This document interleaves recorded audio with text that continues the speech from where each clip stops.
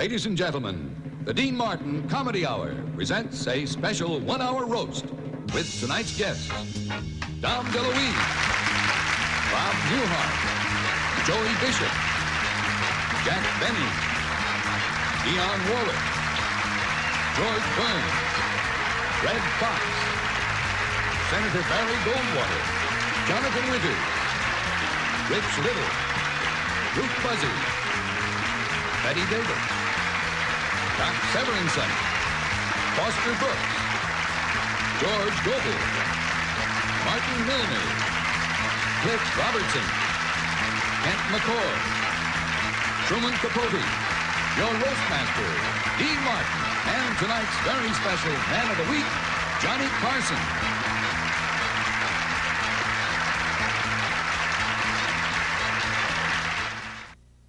Johnny Carson is a comedian who is seen every night in millions of bedrooms all over America, and that's why his last wife left him. He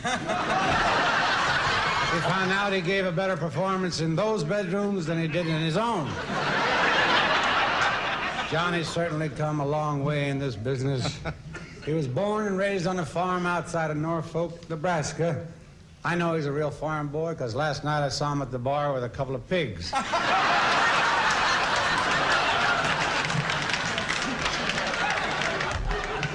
However, Johnny was the pride of the Carson family. Only once did he get into trouble. They caught him stealing Yule Gibbons hickory nuts and selling them to the squirrels. After appearing in some amateur shows, he moved to Hollywood. I go right along, you know that? And he got started in television as the host of a game show called Earn Your Vacation. And it did. It earned him a vacation for about 5 years. He was so desperate, he played nightclubs doing his ventriloquist act. One night, someone stole his dummy, so he got a new one, Ed McMahon. Ed McMahon would have been here tonight, but he's doing a commercial for Budweiser, driving a team of Clydesdales. I don't know why they need Ed. You'd think 6 fat horses would be enough. A lot's going to be said about Johnny tonight, but I just want to say one thing. He never met a wife he didn't like.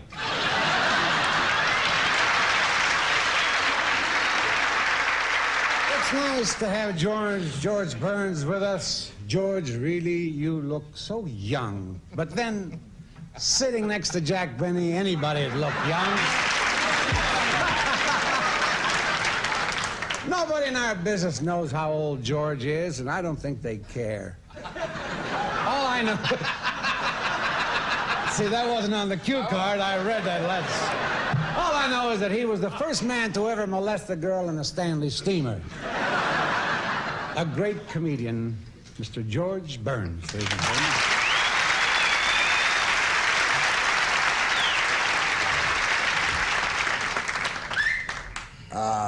Dean, I want to thank you for that darling introduction. It was short, but it was darling. And to show my appreciation, anytime you want to go out with my sister Goldie, I'll be glad to fix it for you. If you like older women, Goldie invented it. And the nice thing about going out with Goldie, Dean, is that you can't hurt yourself.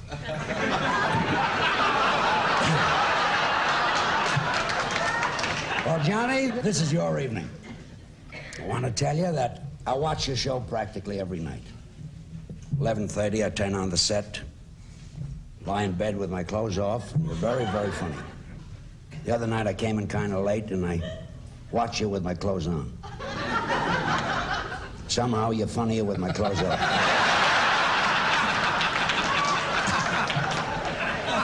And,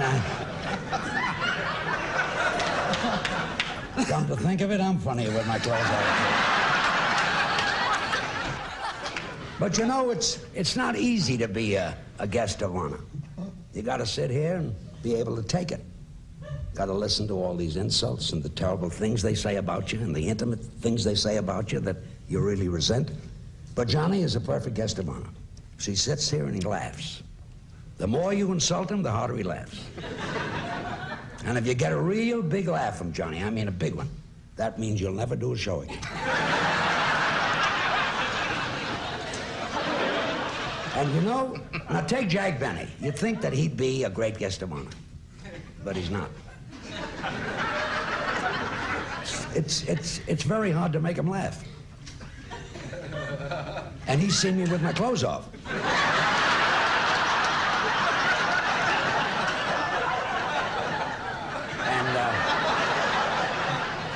And that's my funniest bit. But Johnny is a perfect guest of honor because he looks so good. He's always well-dressed, looks charming. He looks wonderful sitting here at the table. He's very exciting under the table, too. But Johnny has made a fortune not only in show business, he's now in the clothing business. Owns the company. Sells very hard, too. Every time I meet him, he opens up his coat, he says, "Feel my lining." In my age, feeling red silk is very exciting.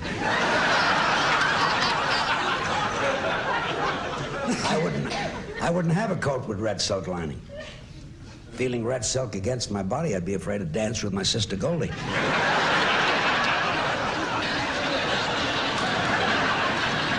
Anyway, Johnny, I'm glad I was asked to say a few words tonight. When I get home tonight, I'll certainly watch your show and keep it clean. I hate jumping up every minute to put my clothes on.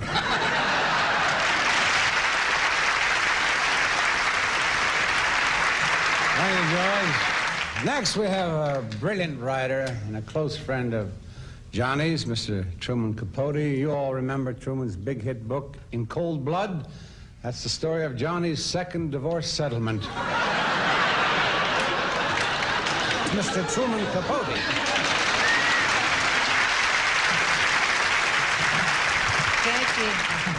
Thank you, Mr. Martin. I'm very pleased to be here tonight. I've appeared on Johnny's show 28 times. That's 3 times more than he has. The Tonight Show is the most successful talk show in history, so they say. But what is a talk show? It's very difficult to define. A talk show is a show that crams 30 minutes of entertainment into 90. A talk show is a show that allows a family of 10 to go to the bathroom watching a commercial break and not miss a thing.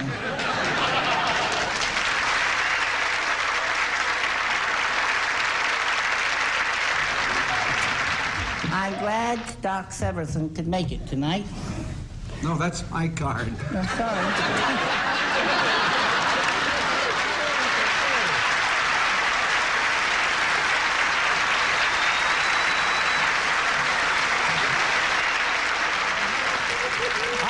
Glad Doc Severson could make it tonight. Ladies and gentlemen, the weirdo with a horn, Doc Severson.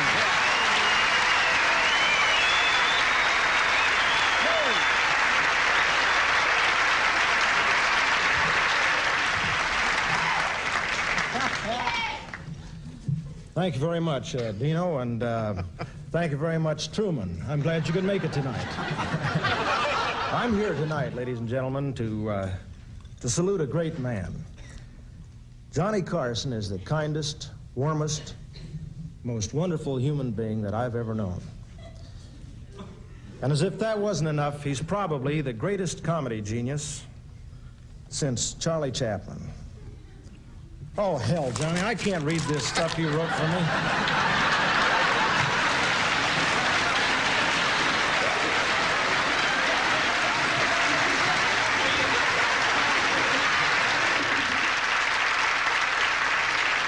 Ladies and gentlemen, Mr. Joey Bishop.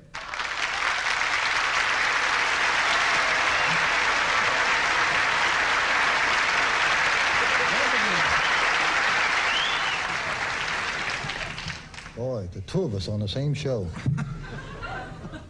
Dean, you're a phenomenon. You look like Cary Grant and you smell like Ed McMahon.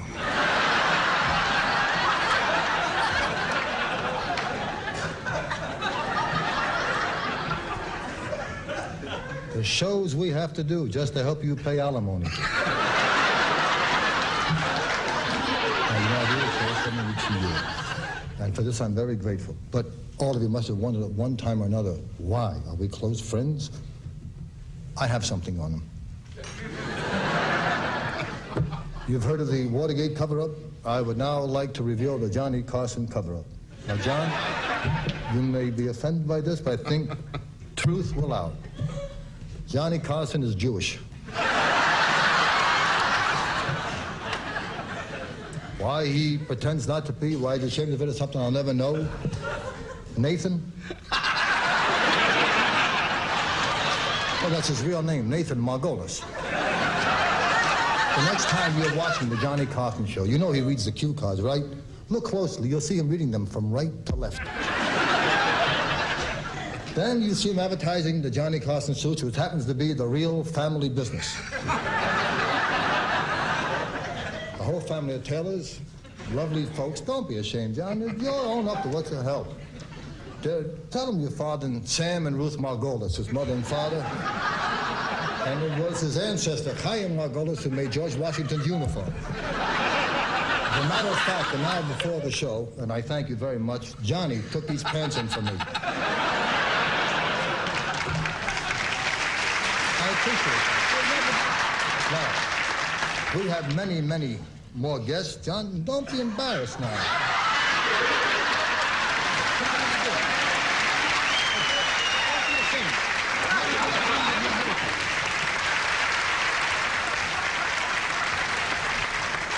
You're a success. You don't have to be embarrassed anymore. Now, my advice to you is, I know how tired a crowd like this gets. The minute I sit down, you get up, sing one chorus of Havana the Gill, and let's get the hell out of here.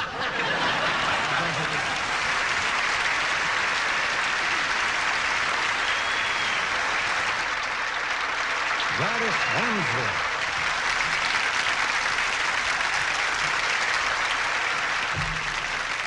I don't know why you're saying all these terrible things about Johnny. He came to my assistance one night during a very sordid incident in Central Park.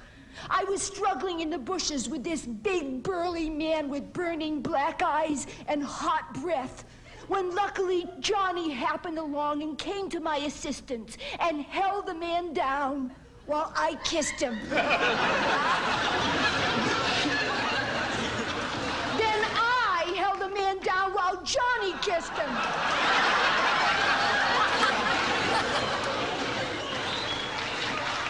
Don't forget, Johnny, next Saturday night, same park, same bush.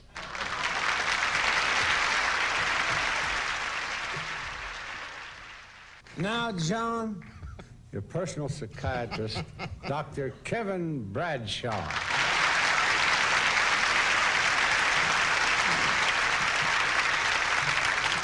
Thank you, Mr. Martin. I almost didn't make it here tonight. I had an emergency call to examine Ed McMahon's head. All better. You know, Johnny Carson has the image of being a swinger. That is true. You all feel that about him. But in reality, he's not that at all. I remember the first time he came to my office and I said to him, Johnny, I would like you to lie down on the couch. And he said that he wouldn't do it unless I married him first. I tried a word association test and I told him to say the first thing that came into his mind. And I said, tree. He said, sex. I said, turpentine. He said, sex. I said, pretzel. He said, sex. I said, girl. He said, chair. I said, chair? He said, I gotta rest sometime.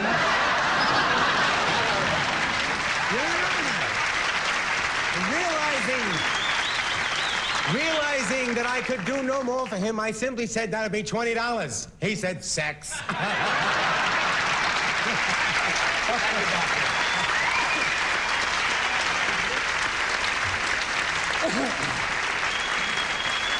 Thank you, Don DeLuise. I'm glad Bob Newhart found time to drop in because he's so busy with his own TV show. Incidentally, Bob, I saw your show last Saturday, but under very bad conditions. My set was turned on. Ladies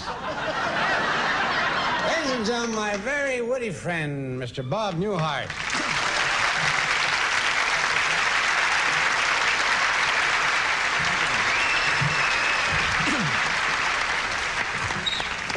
I hope I don't repeat anything someone else has said about Johnny, but I fell asleep.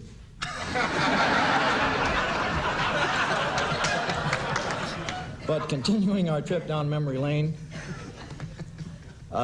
Johnny, as you all know, Johnny and I are good friends.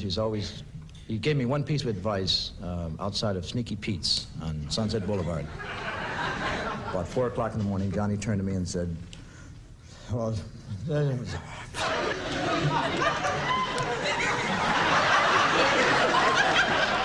I'm having that made into a saying that I can put on my bedroom wall. See, now I decided not to go to their stuff, but now I'm beginning to wonder. That's the biggest one on that page, yeah? Some of you may not know this. Johnny's first wife was named Joan. Second wife was Joanne. His present wife is Joanna.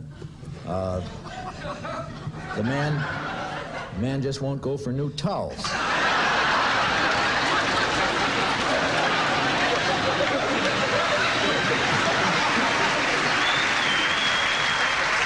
Thank you.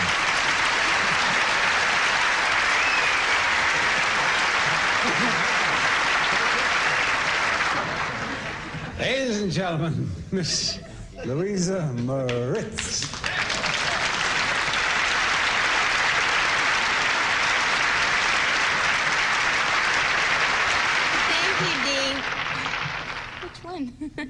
As you know, I've appeared on The Tonight Show many times.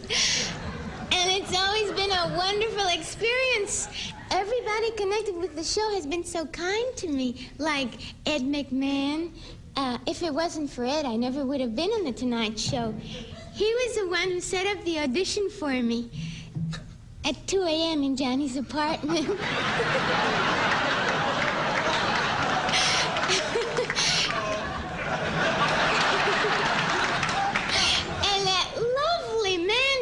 Severance, and as soon as I met him, he offered to give me a free examination.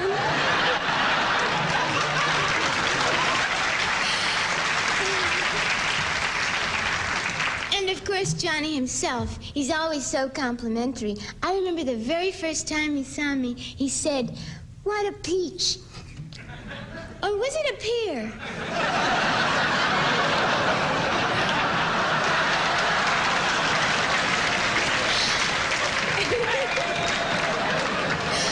Johnny's so sweet, you know. I asked him if he thought I could make it big, and he said it looked like I already had.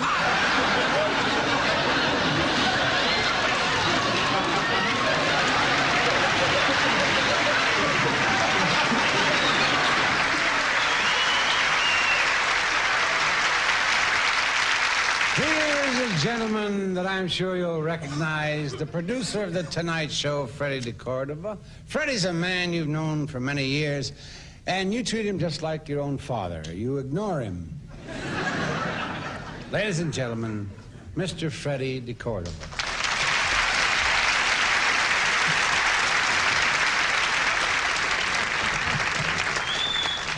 Thank you, Dean. Thank you very much. Johnny, I'm Fred DeCordova. Your producer, you know. It's good to see Joey Bishop on the day as tonight. We are very, very close. Joey calls me every morning and says, "Hi, Fred, is Johnny sick today?"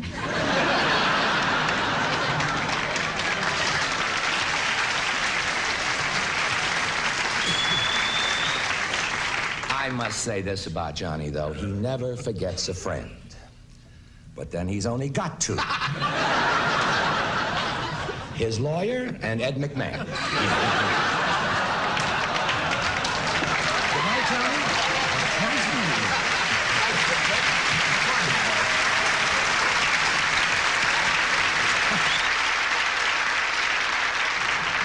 Right now, Johnny, I feel like Ralph Edwards because the next man I'm going to introduce is somebody out of your past. Remember when you were a kid in public school back in Norfolk, Nebraska? Well, here's one of your old classmates, Mr. Willis Mumford.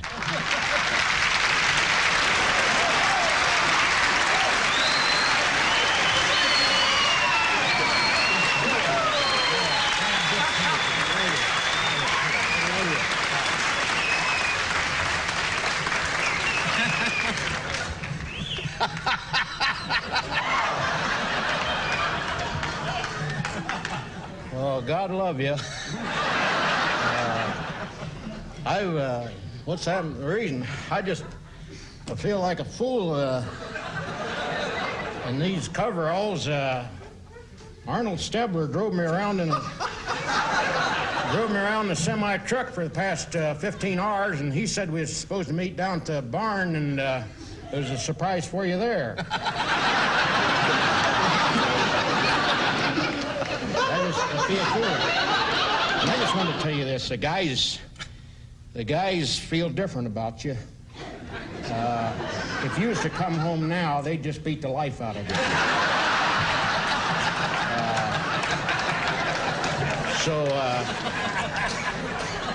So don't come back to Norfolk right away. I remember, I guess you do too. At the high school, Johnny was, he started out, he was in all kinds of things. He was in everything. One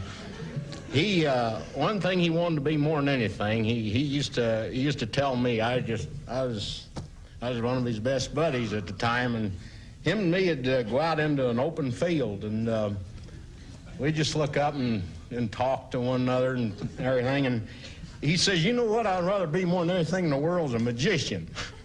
And so he started magic, and he gave himself a name, the Great Carson, and he thought on that real hard. And so he'd take a little, we didn't have no bunnies, and so he took a squirrel and dyed it white. And pulled it out, and the people go, that's a white squirrel.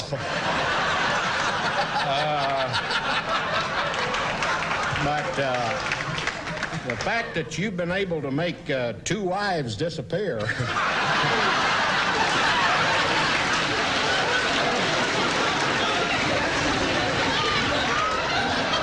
Listen, you take care of yourself. Wonderful to see you.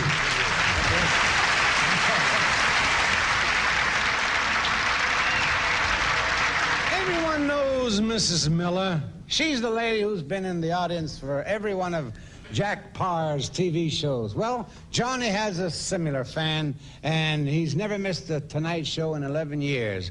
Would you all please welcome Mr. Foster Brooks?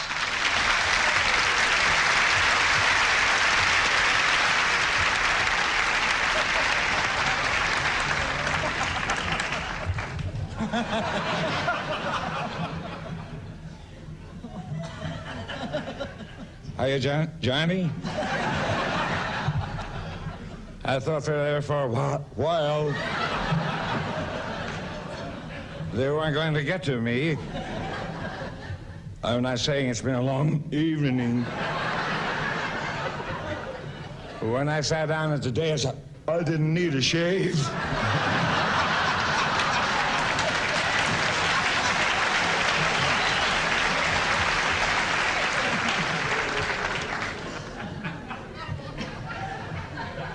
Hey, Ed.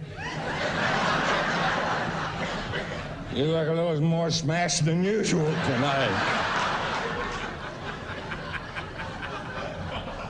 Yes, friends, I can remember being in the audience for the very first Tonight Show. I was rolled. I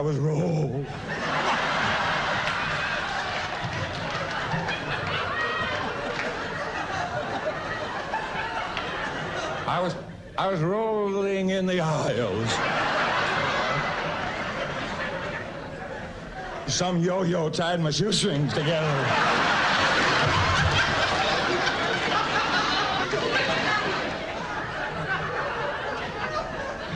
And I might say I've been there ever since. I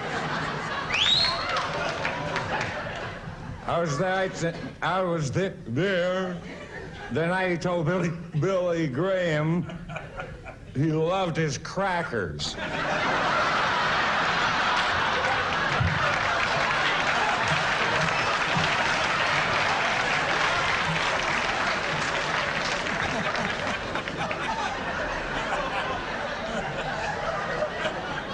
And the night he introduced Ed McMahon's wife as Ed McWoman.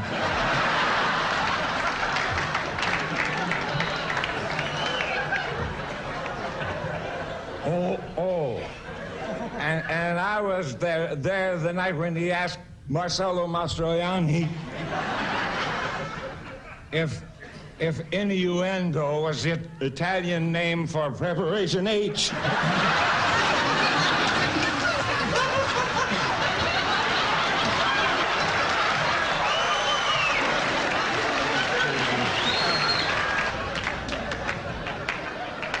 And I was there the night to Willie Shoemaker, the jockey. I was the night that Willie Shoemaker, the jockey, was there and told Johnny he weighed only 92 pounds, so soaking wet. You. He told him that's what he gets for standing under his horse.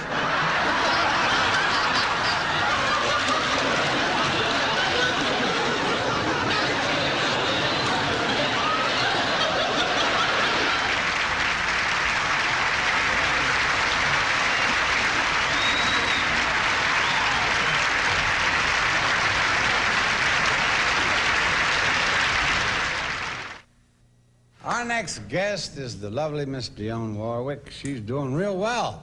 She's got a plantation down south where she raises colored cotton and has white folks pick it. Ladies and gentlemen, a great singer, Miss Dionne Warwick.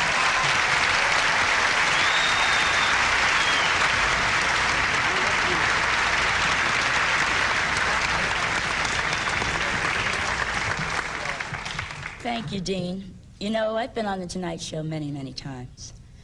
And I'll always remember the first time because after the show, Johnny took me out to dinner. Now, you'd think dinner with Johnny Carson would be witty, fun-filled, glamorous. Wrong. Dull city. All he kept saying to me all night long was, "I'm funnier than Cabot, aren't I?" I finally got fed up and I asked him to take me home. On the way, we drove up Mulholland Drive. We parked, and Johnny turned to me. Then Ed McMahon stuck his head in the car window and yelled, "Hi-oh!"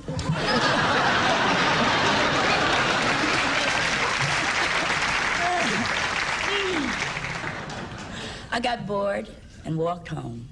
But I can honestly tell you, Johnny, that evening was just as thrilling as this.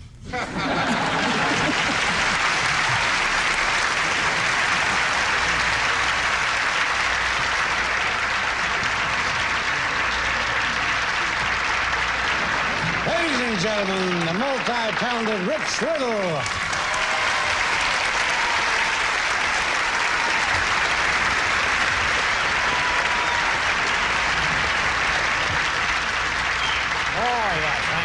Nice to see you, even if you can't see me.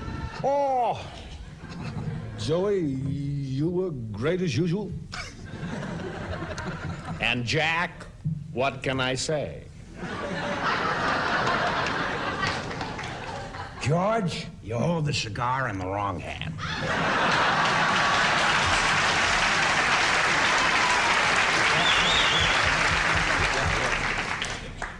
And Truman, now I know.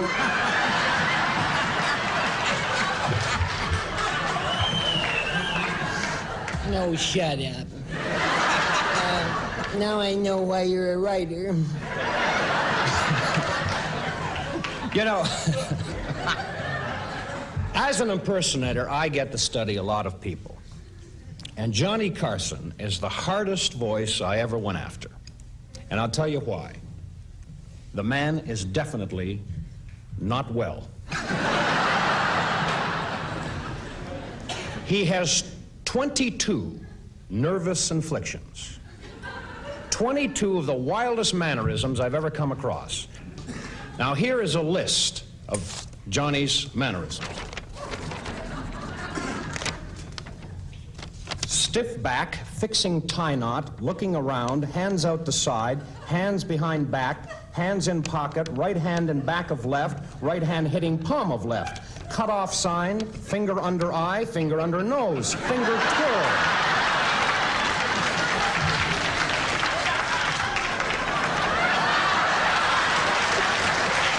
He's doing some now.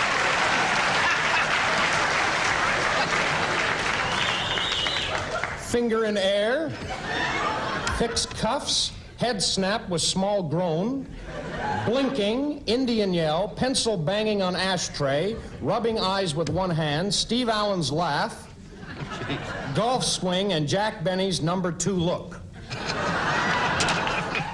Now, I don't know what all these mannerisms mean. I mean, maybe to a person who can't hear, they take on a whole other meaning. But I do know that the number that he does depends on the laugh. Now, I'll show you what I mean. Over the past 10 years, here's what many consider to be Johnny's 3 best jokes. Now, watch the mannerisms if the joke doesn't work.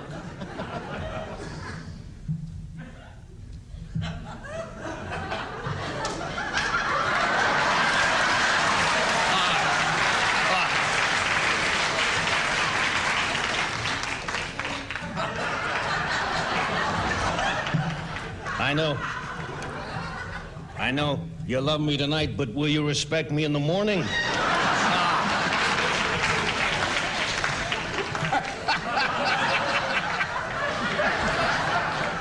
Hey, how about this? How about this weather we're having out here in California? Isn't it wild?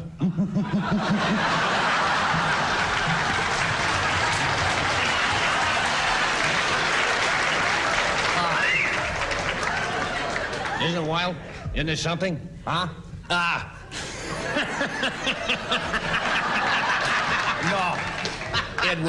It was so windy. It was so windy. Now don't rush the bit here. It was so windy in California today. Are you ready for this? Are you ready for this biggie? It was so windy. It was so windy while Doc was helping Tommy Newsom chase his kite, he lost all the feathers off his raincoat.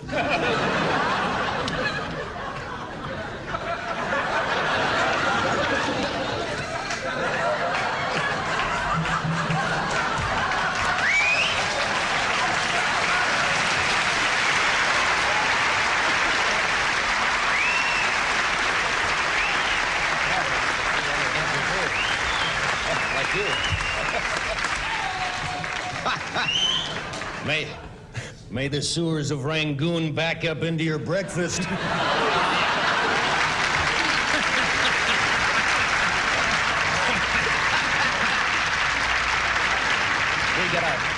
We got another 3 hours coming your way, folks, so stay with us and we'll be right back. Oh.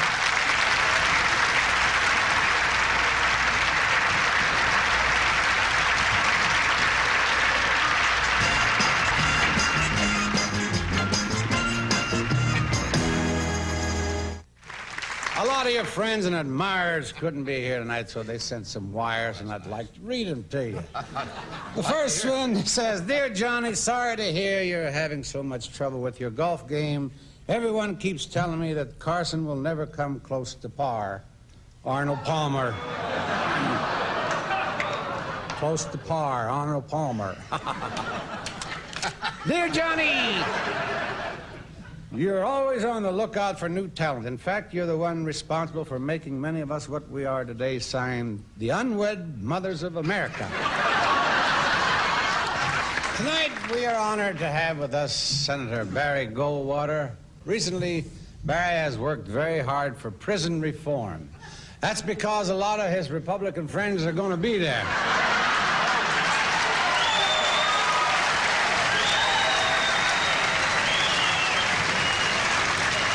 Ladies and gentlemen, the distinguished senator from the state of Arizona, Senator Barry Goldwater.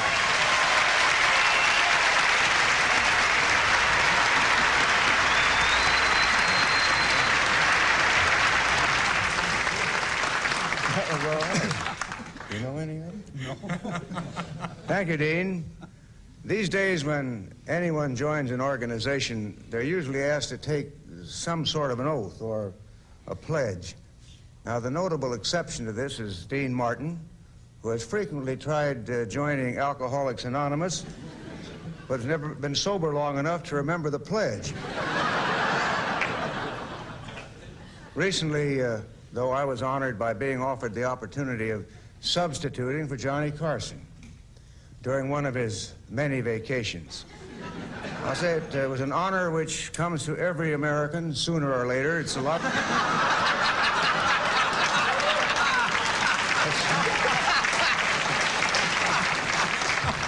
It's a lot like jury duty.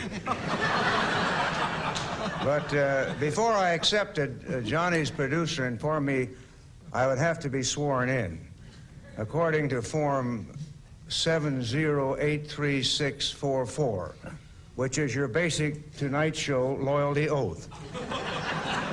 And I'd like to recite it to you now, if I can remember it all. I will obey all studio fire laws and will refrain from using lit matches around highly inflammable objects such as Zsa Zsa Gabor's feather boas, Howard Cosell's toupee, or Ed McMahon's breath. Unfortunately, Johnny, I never took this oath because before administering it, your producer asked me the trick question. Are you now a member of an organized political party? And I had to confess that I wasn't. I'm a Republican.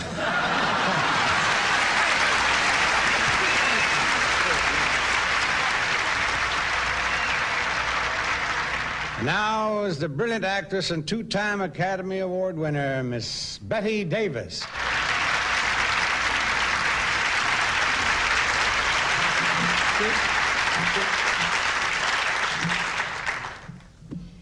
Johnny, Johnny, Johnny. I can't tell you how much I enjoy The Tonight Show.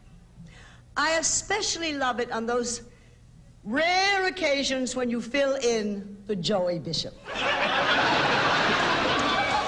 know, Johnny, you provided the inspiration for the title of one of my films. One night in New York, I had a hotel room right next to yours. It was 2 in the morning, and the walls were very thin. And I heard you tenderly utter to whomever it was you were with, "Hush, hush, sweet harlot." Oh, Johnny, if I were 30 years younger, you'd still be too skinny for me.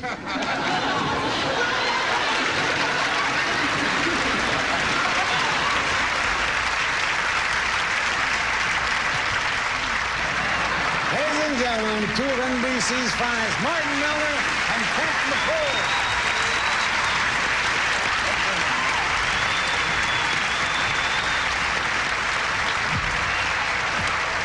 We've been playing cops on television for the past 6 years, and it seems to me we should be able to do a little detective work and figure out by the process of elimination which one of these people is Johnny Carson. Yeah, that sounds like a good idea.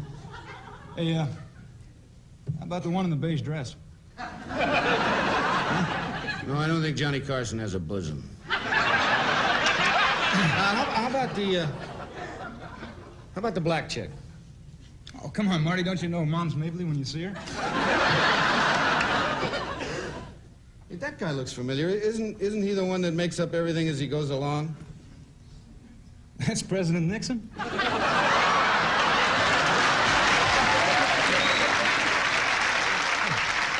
that old black guy? I think he's a security guard. I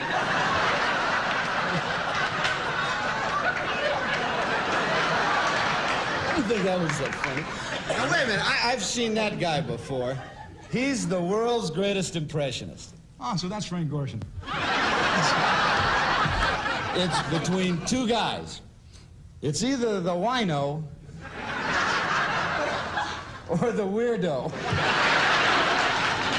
Well, you know, Marty, as Clark Gable said in Gone with the Wind, frankly, I don't give a damn.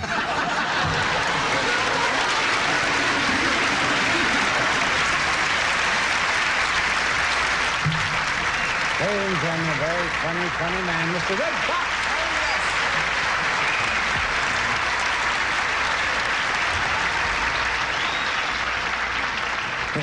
I must say this before I go any further. Johnny is partly responsible for me having my own show because, in a sense, he taught me how to act. Because when I'd come on his show, I had to act like I'd been to his house for dinner.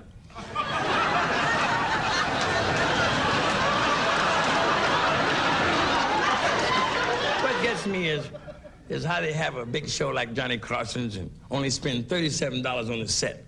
2 crummy sofas. Looks like the back of a Greyhound bus. And believe me, I'm an expert on the back of buses. And do you ever see the way the dudes dress on that show? Ed McMahon looks like the funny papers after the kids read it. Doc Severinsen looked like a fire sale on a push cart. And Johnny dresses like a pimp on Sesame Street.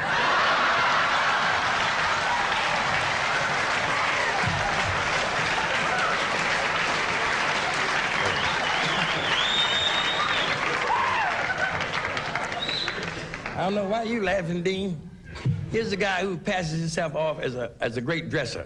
His tuxedo is so shiny, if he tears it, he's gonna have 7 years bad luck. But Johnny is operating under a handicap tonight. He's here without his token Irishman, Ed McMahon. That's Johnny's sidekick. Every time he gets to laugh, Johnny kicks him in the side.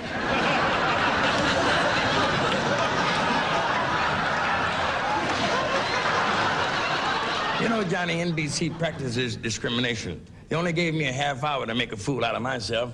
They gave you a whole week. I knew white guys couldn't write for spooks.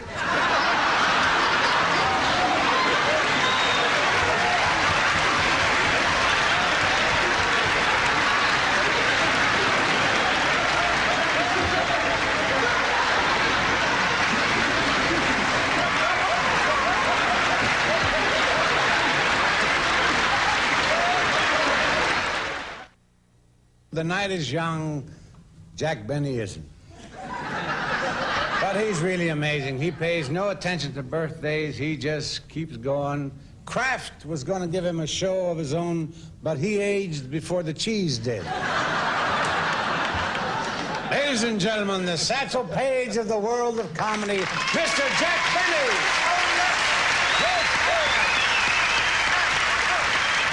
Thank you, Dean. Dean, I'd like you to know that I canceled a proctologist appointment to be here tonight. And I think I made a mistake.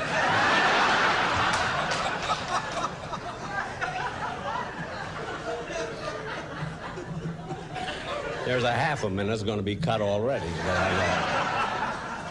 Ladies and gentlemen, I must say it does seem strange to be on this dais honoring Johnny Carson, because only a few short years ago, I was his idol. And now he's my idol. And for some reason or other, it was more fun the other way.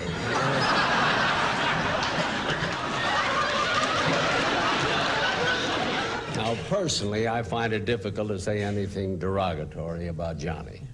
But I also find it difficult to say anything nice about him. If I were to make one cogent comment about Johnny, it would concern the remark he made to me lately about his show. Johnny said to me, "You know, Jack, millions of people lie in bed every night and watch me.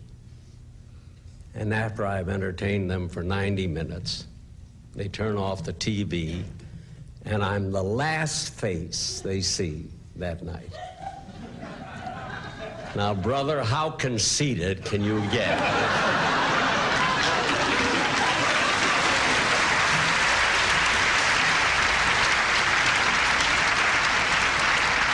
I do wish, though, you would do one thing. After the show tonight, wash that gray out of your hair. You're not fooling anybody. Thank you very, very much.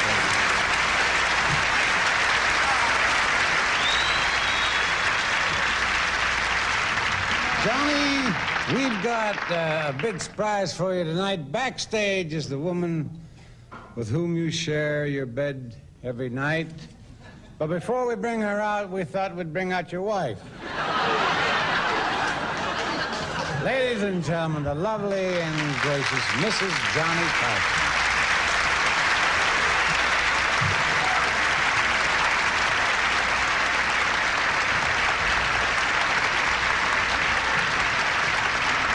Well, thank you very much, Dean. And Johnny, I'm your most recent wife, just in case.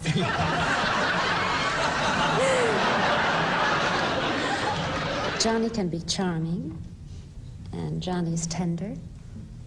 He's kind, he's thoughtful, and he's an extremely considerate man.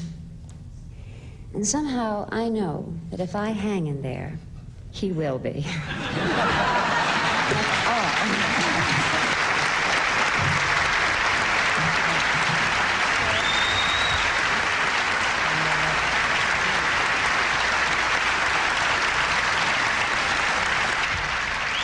And now it's time to hear from our man of the week.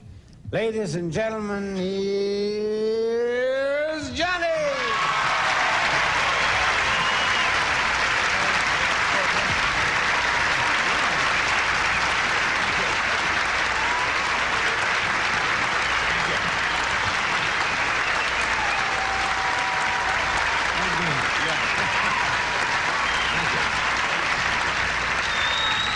This has been quite an evening. It really has. And, Dean, I think you did a great job as Master of Ceremonies. Those remedial reading classes really come along, don't they? Dean, as you know, this year changed the name of his show to the Dean Martin Comedy Hour, which is similar to such a change as the Forest Lawn Happy Burial Ground. God, I'm doing Rich Little. I hope I don't get you at home doing another one of my mannerisms, which is a little weird. Well, I really am flattered that Senator Barry Goldwater could be here tonight. He was the only Republican who was out on bail. But the senator may have to leave early tonight because he may be president at any moment. He is next in line right after Sammy Davis, Jr. But I thank you, Senator, for being here, and you were even funnier tonight than you were when you ran against Johnson. Now, Bob Newhart is a very good friend of mine. And whenever I'm stuck with a bunch of dull guests on The Tonight Show, I can always count on Bob Newhart to run right over and blend in. What a thrill it was to see Martin Milner here tonight. Martin's 50 years old, still playing juveniles. You can't tell where his freckles leave off and his liver sparks. Right.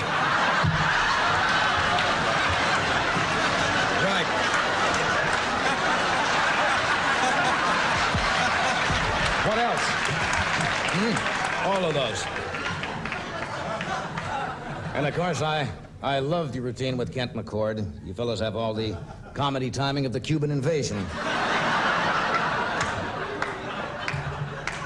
And I think it was very nice of my ex-producer, Freddie DeCordova, to be here tonight. It's always wonderful to know that my career is in the hands of a man who directed such classics as Bedtime for Bonzo and Bonzo Goes to College. You should never trust a producer who has a tire hanging from a rope in his office. Dom DeLuise, cute, dimples, terrific smile, cheerful personality, and if ever I have a daughter, I hope she grows up to be just like you.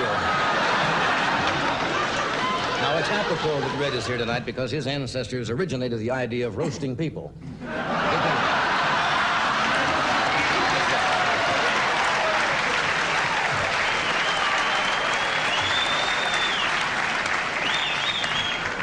And what would a dais be without Jack Benny and George Burns?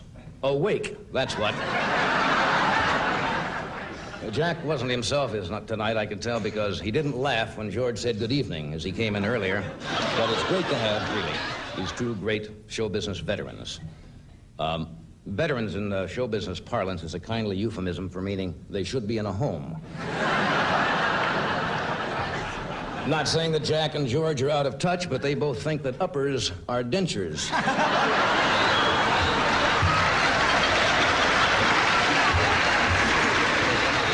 And I will remember this evening, probably as long as it takes me to get to my car.